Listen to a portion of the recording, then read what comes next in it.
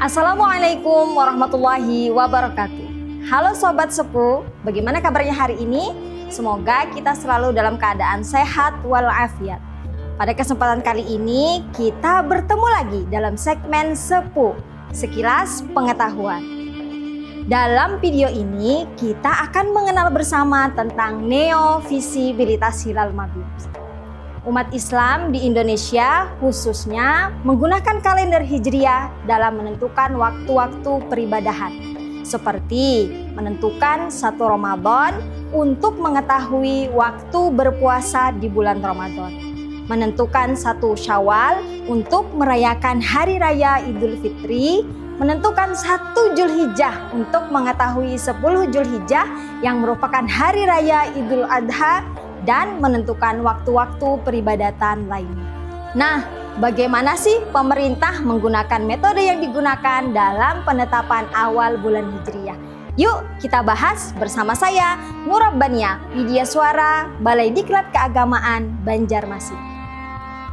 Pemerintah Republik Indonesia, dalam hal ini Kementerian Agama Republik Indonesia, menetapkan 1 kriteria penetapan awal bulan Hijriah yang dikenal dengan nama kriteria Imkanur Ru'yah, atau saat ini kriteria tersebut dikenal dengan sebutan kriteria neovisibilitas hilal. Secara makna, Imkanur Ru'yah diartikan mungkin untuk dilihat. Dalam kajian ilmu falak, Imkanur Ru'yah dimaknai sebagai sebuah kriteria penentuan awal bulan Hijriah dengan posisi hilal saat terbenam matahari setelah ijtima mungkin untuk dilihat atau diru'yah di tempat observasi. Dewasa ini di Indonesia kriteria Imkanur Ru'yah dikenal sebagai kriteria yang digunakan oleh Kementerian Agama Republik Indonesia dalam menetapkan awal bulan Hijriah. Sejatinya kriteria ini adalah hasil kesepakatan yang dilakukan oleh menteri-menteri agama dari beberapa negara, yaitu negara Malaysia, Brunei Darussalam, Indonesia, dan juga Singapura, yang kemudian dikenal dengan istilah MABIMS. Parameter yang digunakan dalam kriteria Imkanur Ru'yah merupakan hasil kesepakatan yang dilakukan pada Muzakaroh ketiga MABIMS tahun 1992. Dalam kesepakatan tersebut ditetapkan bahwa parameter yang digunakan dalam kriteria Imkanur Ru'yah adalah minimal 2 derajat untuk ketinggian hilal, minimal 3 derajat untuk sudut elongasi atau sudut hilal matahari, dan untuk umur hilal minimal 8 jam sejak ijtima sampai terbenamnya matahari. Pada tahun 2014 ketika dilakukan Muzakaroh MABIMS di Indonesia, Malaysia mengusulkan perlu adanya koreksi terhadap parameter yang sudah digunakan dalam kriteria Imkanur Ru'yah MABIMS. Nah, tahun 2014 ini menjadi awal dilakukan pengkajian lebih lanjut terhadap parameter yang dikenal dengan kriteria Imkanur Ru'yah MABIMS 238 untuk dilakukan pengkoreksian atau perbaikan lebih lanjut. Hingga tahun 2021 dilakukan penandatanganan AD referendum secara dalam jaringan.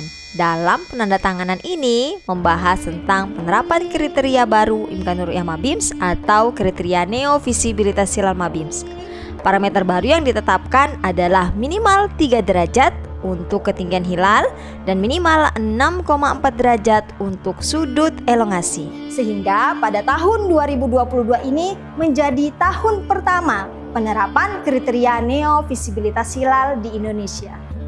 Dari pelaksanaan kriteria yang sudah dikenal sebagai neovisibilitas hilal mabim saat ini dengan parameter baru, baik pada kriteria yang menggunakan parameter lama, dalam implementasinya observer sebelum melakukan ru'yatul hilal harus terlebih dahulu melakukan hisab atau perhitungan untuk mengetahui data astronomi tentang posisi hilal di bulan yang akan dilakukan ru'yatul hilal.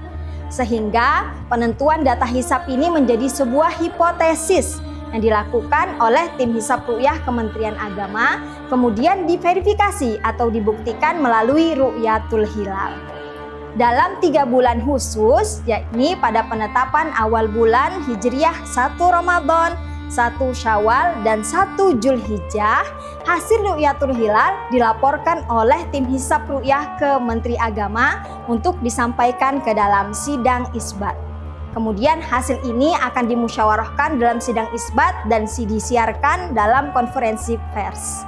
Nah, melalui sidang isbat inilah masyarakat Indonesia dapat mengetahui kapan penetapan 1 Ramadan, 1 Syawal, dan 1 Zulhijjah untuk mengetahui 10 Zulhijjah. Sobat Sepuh, sekarang sudah pada tahu kan kriteria apa sih yang digunakan oleh Kementerian Agama Republik Indonesia dalam menentukan awal bulan Hijriah? Jadi, yuk kita bersama-sama mengikuti penetapan awal bulan Hijriah yang sudah dilakukan oleh pemerintah. Dalam hal terjadi perbedaan, mari kita berjiwa besar untuk menumbuhkan toleransi terhadap perbedaan yang ada.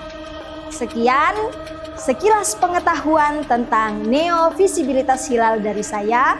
Allahumma barik lana fi Sya'ban wa ballighna Ramadan. Wassalamualaikum warahmatullahi wabarakatuh.